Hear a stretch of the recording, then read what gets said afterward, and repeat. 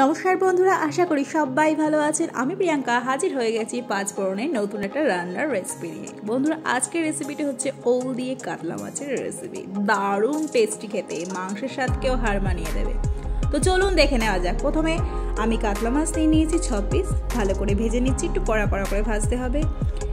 আমি পেটি নিয়েছি, আপনারা চাইলে গাদাও ইউজ করতে পারেন। খুব ভালো করে মাছগুলোকে ভেজে তুলে রেখেছি।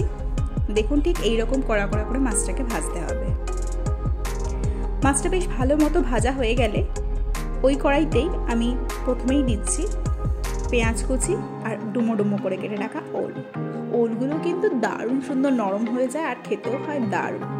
তো পেঁয়াজ আর ওলটাকে বেশ ভালো করে ভাজা ভাজা করে নিতে হবে, একটু কালার আসা অবধি।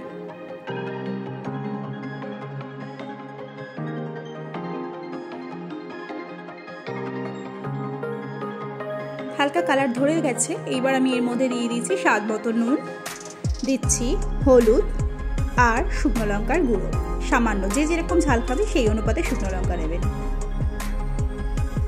আর আমি দেবো একটু কাশ্মীরি লাল লঙ্কার গুঁড়ো, এটা জাস্ট কালারের জন্য, এটা কিন্তু ঝাল হয় না।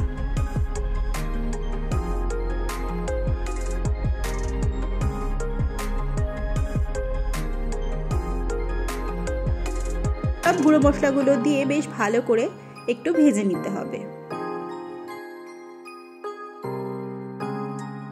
সামান্য কয়েকটা দানা চিনি আমি দিচ্ছি, এটা জাস্ট টেস্টের জন্য, আপনারা চাইলে স্কিপ করতে পারেন। এইবার দিচ্ছি আমি এর মধ্যে ছোট চামচের 1 চামচ রসুন বাটা, ছোট চামচের 1 চামচ আদা বাটা, আর দিচ্ছি কাঁচা লঙ্কা বাটা। যে যেরকম ঝাল খাবেন সেই অনুপাতে অবশ্যই ঝাল লঙ্কাটা ইউজ করবেন। আমি এখানে মোটামুটি ঝালঝালি করব, তাই এখানে 1 চামচ মতো কাঁচা লঙ্কা বাটা দিলাম। সবকটা মশলা ওলের সঙ্গে বেশ ভালো মতো কষাতে হবে যতক্ষণ না তেল সেপারেট হয়ে আসছে।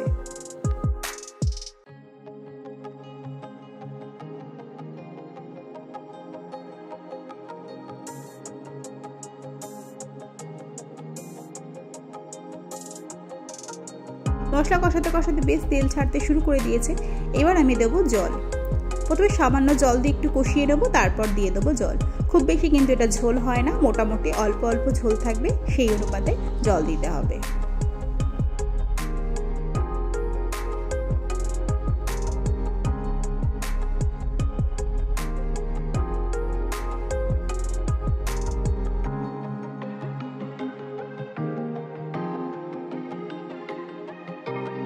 জলটা দিয়ে বেশ ভালো করে এটাকে ফুটিয়ে নিতে হবে।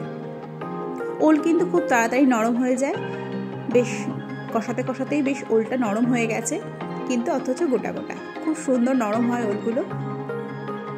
ওলটা বেশ নরম হয়ে গেছে, ঝোলও ভালোভাবে ফুটে গেছে। এবার আমি ভেজে রাখা মাছগুলো আমি এর মধ্যে দিয়ে দেবো।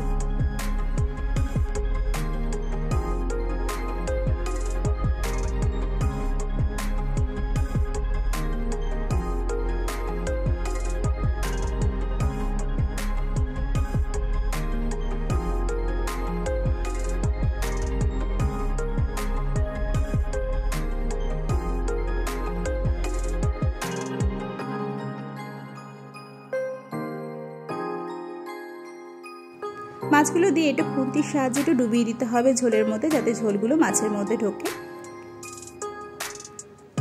এবার আমি এর মধ্যে দিয়ে দেবো সামান্য একটু গরম মশলা গুঁড়ো দিয়ে এবার ভালো মতো এটাকে ফোটাতে হবে। ফুটিয়ে ব্যাস গরম গরম ভাতের সঙ্গে সার্ভ করুন।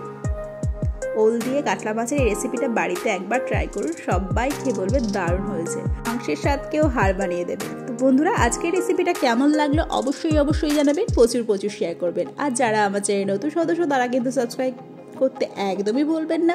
পাশে থাকা বেল আইকনটাও প্রেস করে রাখবে, যাতে করে এইরকম রেসিপি সবার আগে আপনার কাছে পৌঁছে যায়। তো আজ এই পর্যন্তই। সুস্থ থাকবেন, ভালো থাকবেন, দেখা হবে অবশ্যই নতুন কোনো ভিডিওতে আপনাদের সঙ্গে।